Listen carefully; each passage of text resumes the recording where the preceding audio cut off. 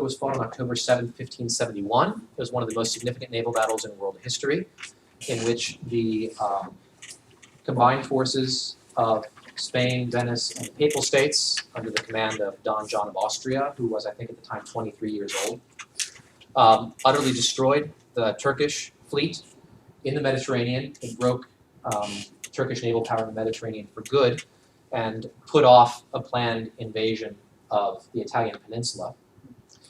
Chesterton wrote this poem in the early 20th century, and he tells the story of the battle through 7 characters. We meet 7 characters in order, and just so you know what's to come, I'll go over each one of them briefly.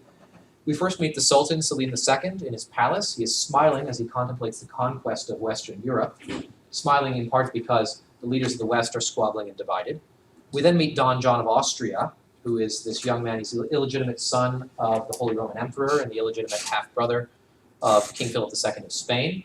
He's coming down out of the mountains, riding down to Spain to take command of the fleet. He's been handpicked for this job by the Pope.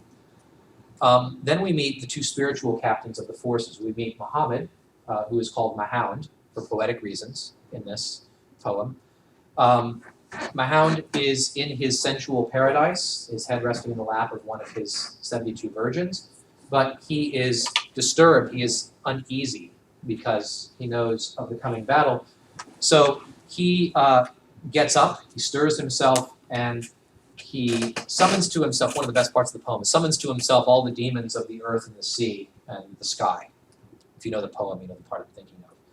We then meet St. Michael, the Archangel, at his traditional home in the Mont Saint-Michel Abbey in Normandy.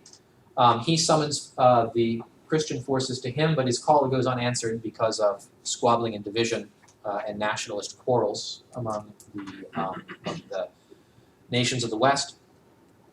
We then meet briefly, in a kind of bizarre interlude, King Philip II of Spain, Don John's half-brother, who is plotting some kind of murder using poison. The suggestion, I think, is that he is plotting to kill Don John after the battle, even if he wins, that there is sort of nefarious doings, even at the highest levels, among the supporters of Don John's side. Then we see the battle through the eyes of the Pope, who is at meditation in the chapel before the tabernacle in the Blessed Sacrament, and he sees reflected in the side of the tabernacle the battle as it goes on. So we witness the battle through his eyes, and the final character Chesterton introduces is Miguel de Cervantes, the poet, the author of Don Quixote. And the poem ends with him. He actually took part in the battle as a young man. He was crippled. He lost the use of one of his hands due to a wound in the battle. And it's with Cervantes and his imagination and the smile on his face that the poem ends. So just to walk you through what to expect if you don't know the battle or the poem. So I'm going to go ahead and recite it from memory here. You guys can check me. Let me know what I mess up. Everybody ready? Ready? Let's do it. All right. Let's do it. Yes. Lepanto by G.K. Chesterton. White founts falling in the courts of the sun, and the Soldan of Byzantium is smiling as they run. There is laughter like the fountains in that face of all men feared. It stirs the forest darkness, the darkness of his beard. It curls the blood-red crescent, the crescent of his lips. For the inmost sea of all the earth is shaken with his ships. They have dared the white republics up the capes of Italy.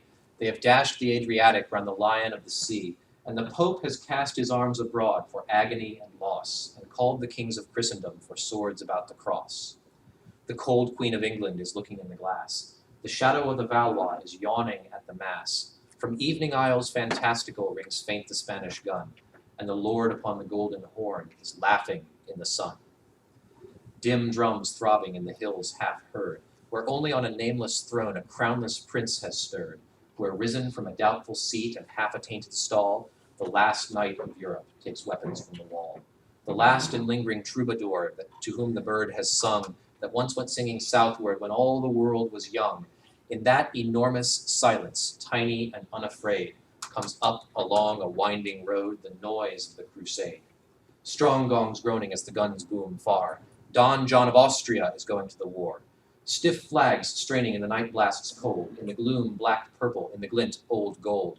Torchlight crimson on the copper kettle drums. Then the tuckets, then the trumpets, then the cannon, and he comes. Don John laughing in the brave beard curled, spurning up his stirrups like the thrones of all the world, holding his head up for a flag of all the free. Love light of Spain, hurrah, death light of Africa. Don John of Austria is riding to the sea. Mahound is in his paradise above the evening star. Don John of Austria is going to the war. He moves a mighty turban on the timeless Uri's knees, his turban that is woven of the sunset and the seas.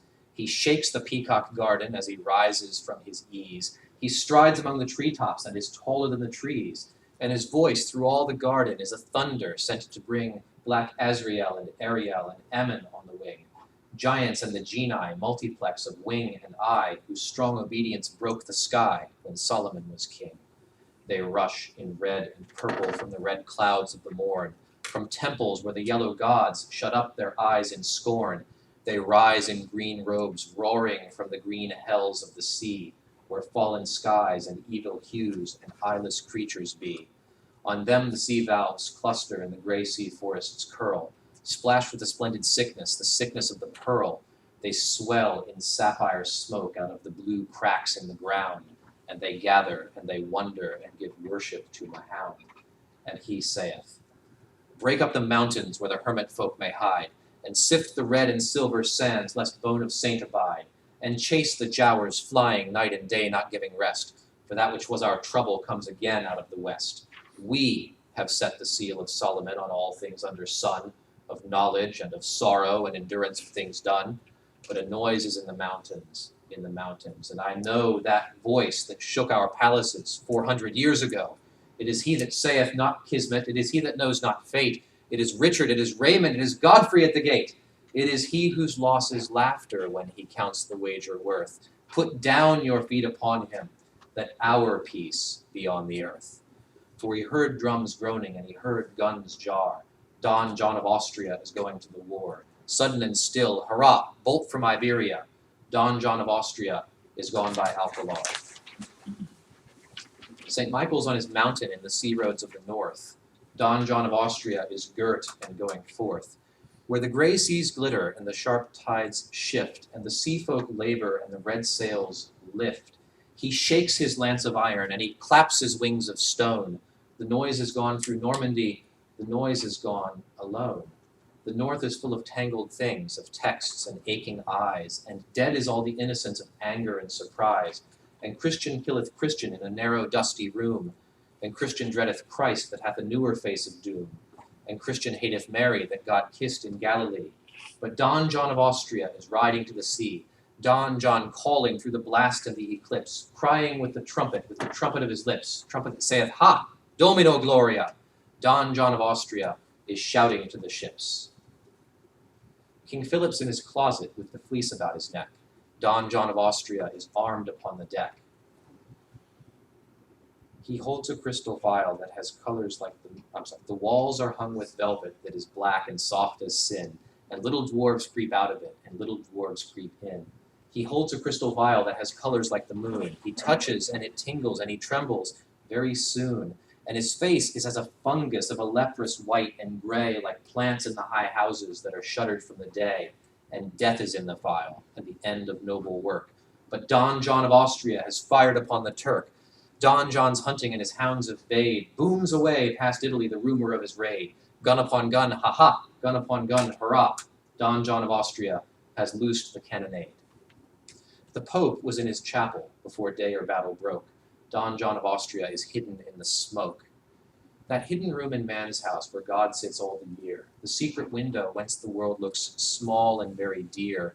He sees, as in a mirror on the monstrous twilight sea, the crescent of his cruel ships whose name is mystery. They fling great shadows forwards, making cross and castle dark. They veil the plumed lions on the galleys of St. Mark.